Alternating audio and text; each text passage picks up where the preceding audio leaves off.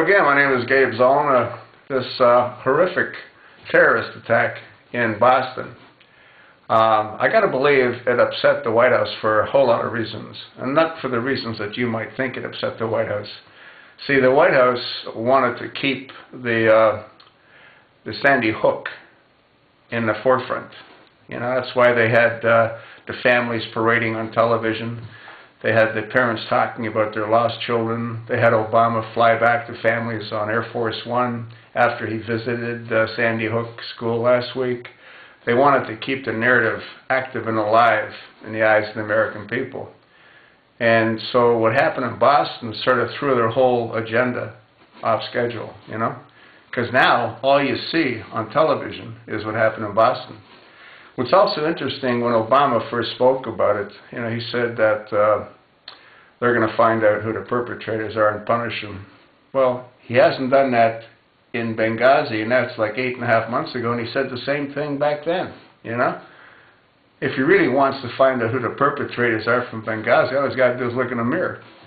But that's a different story. The reality is that now the focus again is on what happened in Boston. When Obama came out, he also did say that it was an unfortunate event. He did not say it was a terrorist act. Now, the White House, apparently, whomever in the White House agreed that it was a terrorist act, especially since multiple bombs went off. And it's my understanding, according to the media, there were 3 other bombs found as well. So I have little doubt that there was more than one perpetrator involved in this particular fiasco. And if it's proven to be who they right now suspect that it might be, which is a nationalist from, you know, Saudi Arabia, that's going to be not a good thing.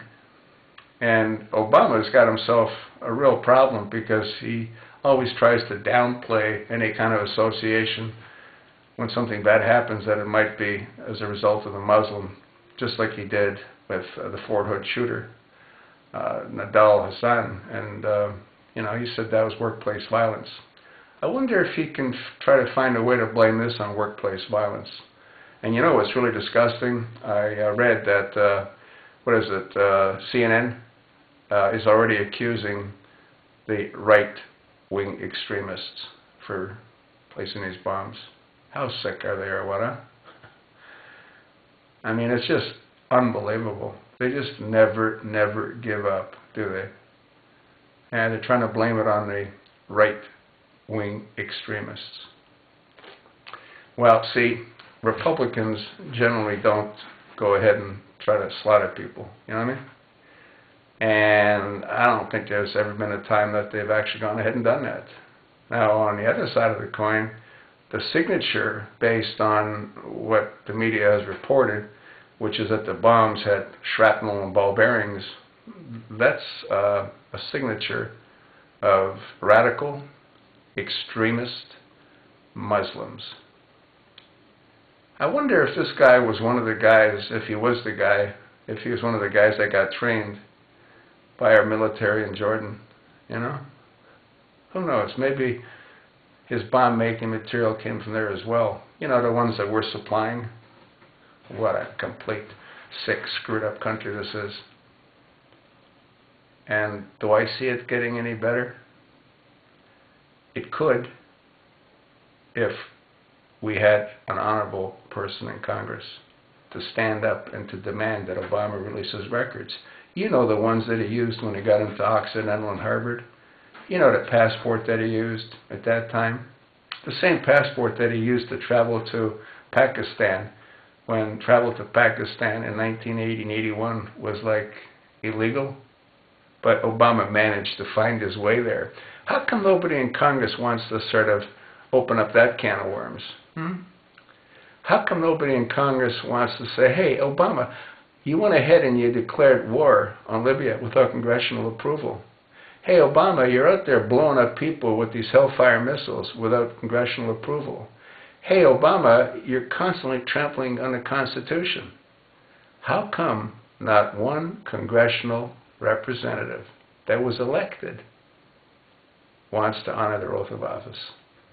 Pretty sad, isn't it? Well, it is what it is.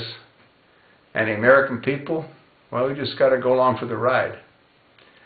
I've asked you all to contact your elected representative, and I've asked you all to demand that they get on the floor, either the Senate or the House chamber, and insist that Obama releases records. That can end this nightmare. Benghazi could have, but Senator Lindsey Graham decided to, do something else. And I guess he was probably spoken to. You know what I mean? Yeah. Remember in The Godfather, the scene where, the Godfather wanted someone to do something and he refused? And the guy woke up in the morning and his favorite horse's head was in his bed? They have a way of being persuasive. The Chicago machinery. I have no doubt that they are persuasive.